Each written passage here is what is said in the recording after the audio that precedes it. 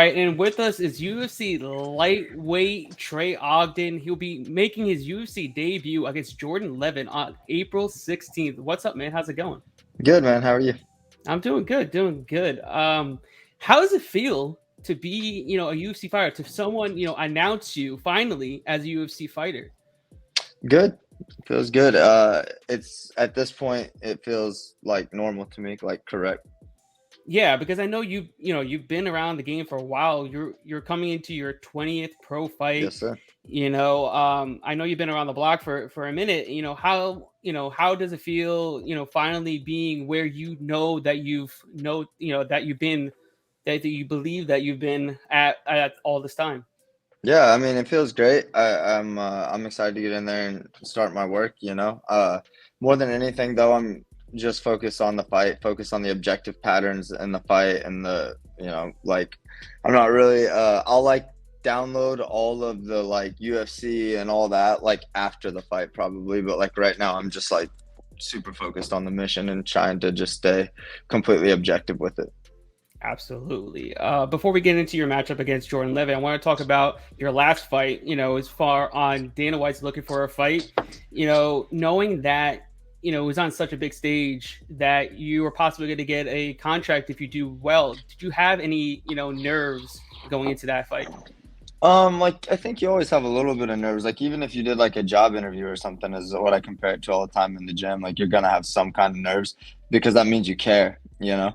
Um, but like the moment itself for what I was up against, it was the only shot I had gotten in a decade to be in front of the UFC, and it was probably the only shot I was gonna get, and I knew I had to perform. But that pressure in that moment actually like energized me and enhanced me rather than like hindered me. I really liked it. I came to life under that pressure, and it felt super meaningful to get to fight in front of Dana White. And I think that that's what the UFC fights will feel like for me as well. Absolutely. I mean, and you went against a guy that was on the Contender Series as well. So, Yeah, he was seasoned in there. Dana White already knew about him. So being able to go in there and beat someone of that caliber really, showed your true potential, showed that you should be on that level. After that win, after you walked out of the cage, did you expect, a contract after that win? yeah. I thought I had done enough to get it done. Don't think I could have fought better, like second by second in the fight.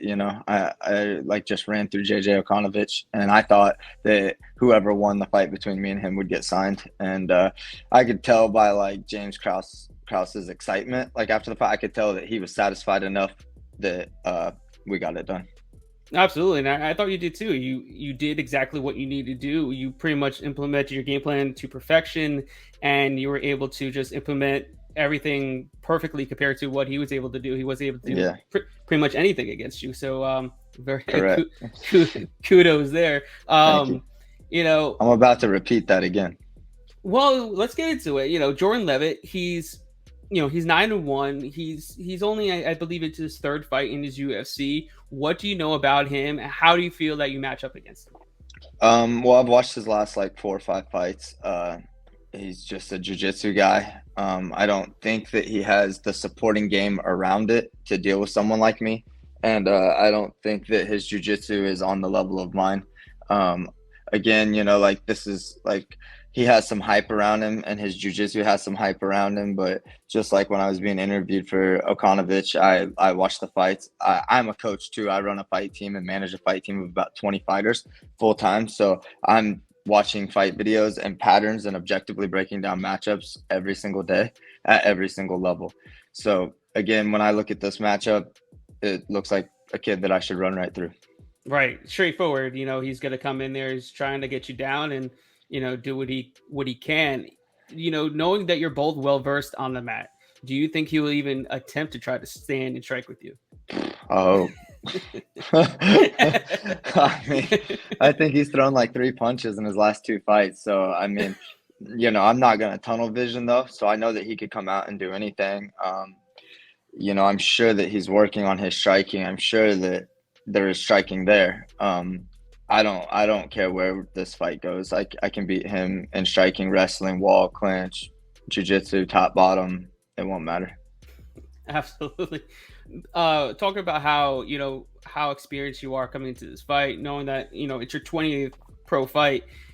Do you think that experience already outside the cage is going to help you grow even faster than some of these other debut fighters coming into their UFC debut? Well, I think that it's going to allow me to compete consistently, which is probably what helps you grow the most.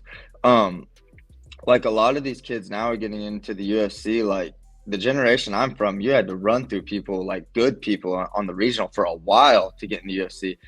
I mean, we're seeing like half the roster with single digit records, man. Like this kid's 9-1, and you go look at who he's fought. He hasn't fought anybody yet. Even in the UFC, he's the only good guy he fought beat him. And it's like you go look at my record. I mean, like, shoot, I Yep. fought tougher people than Jordan Leavitt and JJ Okanovich like 3 or 4 years ago, and nothing has slowed down for me. No, I've never been tossed easy fights. I've never turned down a hard fight, and I fought a lot of good dudes, and half of them at welterweight. So I do think that like he's been in the UFC longer than me, but I'm definitely the more veteran fighter than him. No, absolutely. Like you said, you fought some really tough competition. You fought UFC guys, you fought Bellator guys, all the They way, don't do that all the come anymore up. on the regionals. These kids don't do that anymore. That is They true. I fight mean, they fight right. freaking no one, man. And then they get in the UFC and then they have to deal with like legitimate, like I've already been through this, so No, I'll be it's good to true. go. Right, because since you're already seasoned in the game, right? You have all these other newcomers that come up, like you said, 6 wins, 5 wins, whatever it is. They sometimes fizzle out because they can't cut it on the big stage, Whereas you've already been there. You're battle tested. You're like, does that mindset kind of help you, moving forward? You've since you've been in there with some of the best guys on the regional scene. Some guys are already been in the UFC, been in the Bellator. Does that help your mindset? Moving forward in your career and now starting, your UFC career. Yeah, I mean, I feel like I've literally done an entire career. I was 8-1 as an amateur too, so like I've literally done an entire career before I get in the UFC, and I carry that journey in my heart, and I will carry that journey in my heart, and it absolutely fuels me, strengthens me. I've learned so many lessons through it. There's so much meaning behind it now when I fight. It doesn't feel like when I fought like 5, 6 years ago. There's so much more sacrifices and commitment and dedication and overcoming of adversity and believing for longer than other people had to, that all of that journey sits in every cell of my body when I walk in the cage. I love it. I love it. I love the mindset. Sometimes some fighters do have it, sometimes they don't. But we see that since you've been around the block, you're like you've fought through the adversity that some of these guys haven't yet. Yeah. And I feel like that will get you a lot further than some of these other fighters. Do you believe that? Yeah, I mean, I definitely think, especially if you learn from your journey, more Yeah. more fights are more lessons.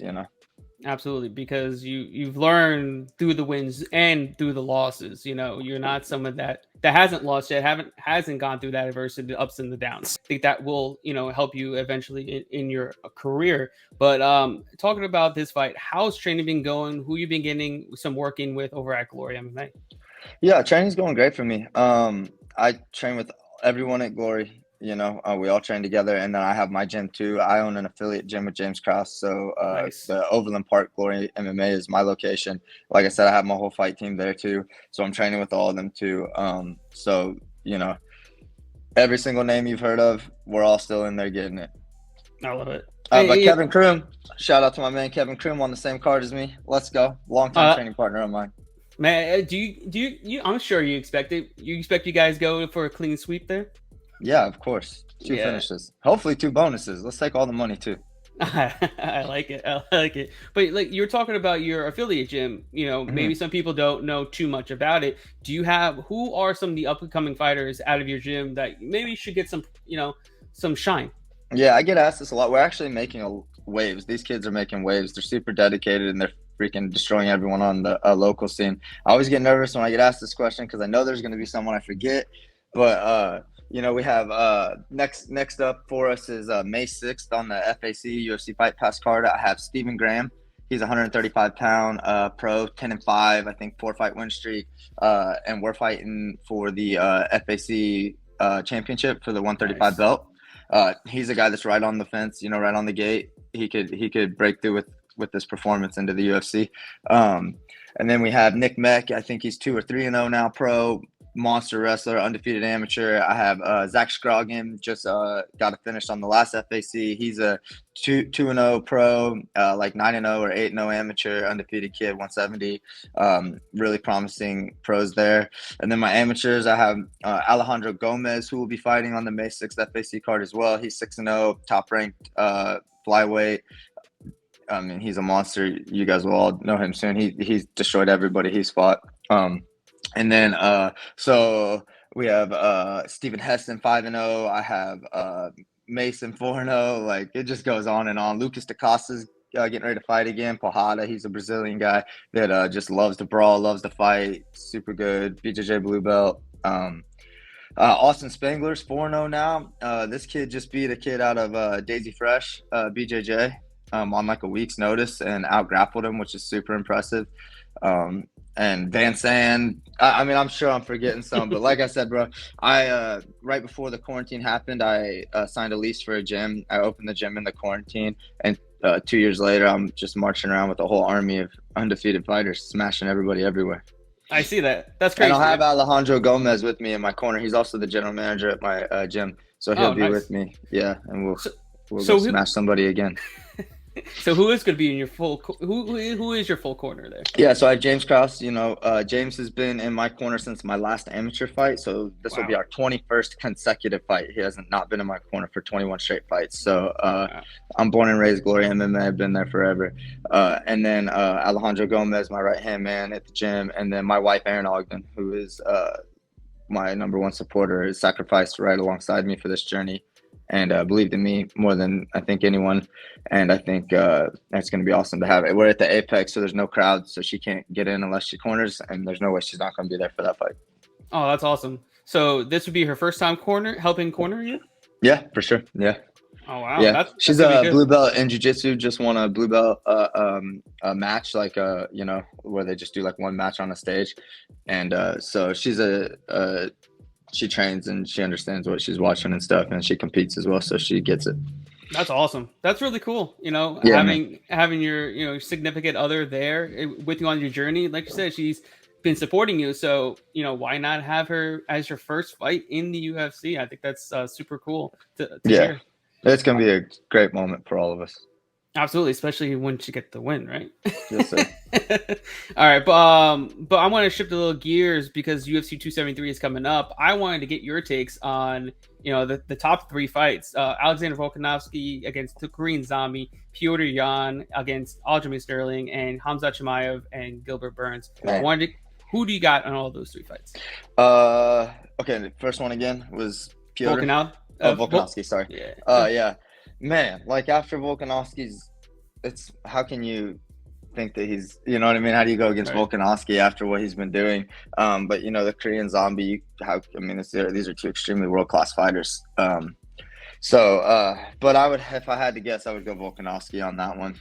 He just seems like he's locked in right now. And then Petr Yan for sure, I think will win the rematch. Hopefully we don't see another like foul in that manner. It's tragic. That fight was like such an epic fight leading up to that. So I hope that we get to see that fight really play out. But I would go for Petr. And then what was the last one? Hamza Chimaev and Gilbert. Oh, that's right. Oh man, this is the fight where we get to see how good Hamza is, right? Right. So it's hard to say. I actually picked Gilbert Burns against Usman. Me too.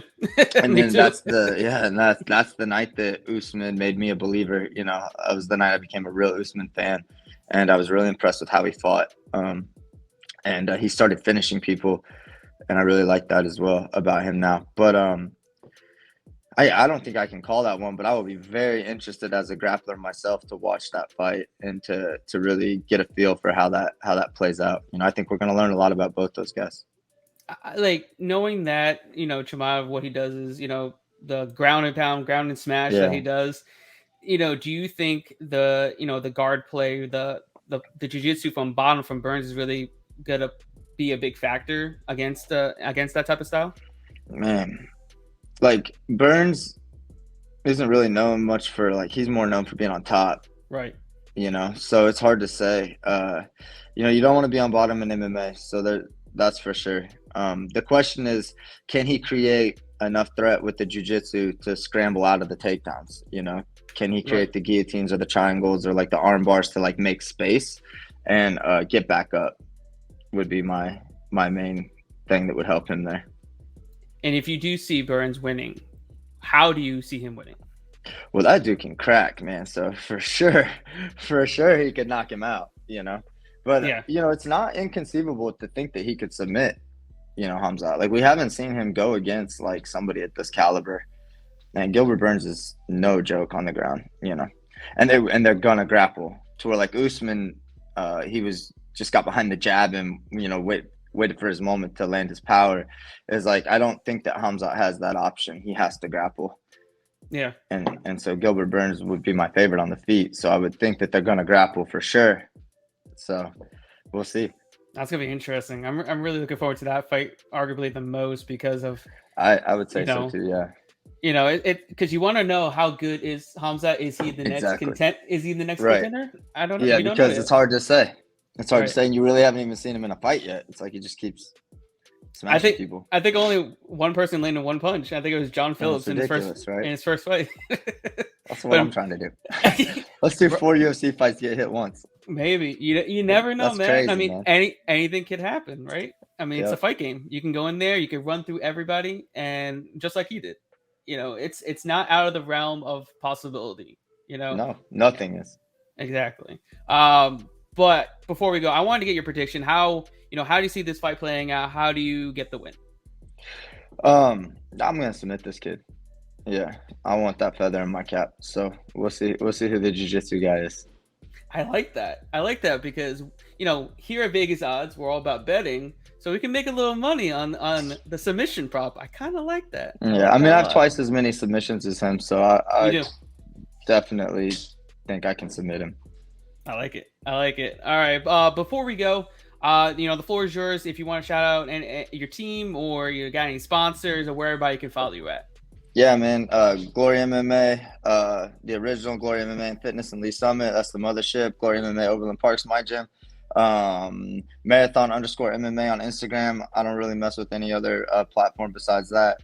And then shout out to Native Hemp Company CBD. If you're local, there's the spot to go. They got the Delta 8, all the good stuff. It's all organic. They also have a website and they ship to all 50 states for free. And Ogden MMA will get you 20% off.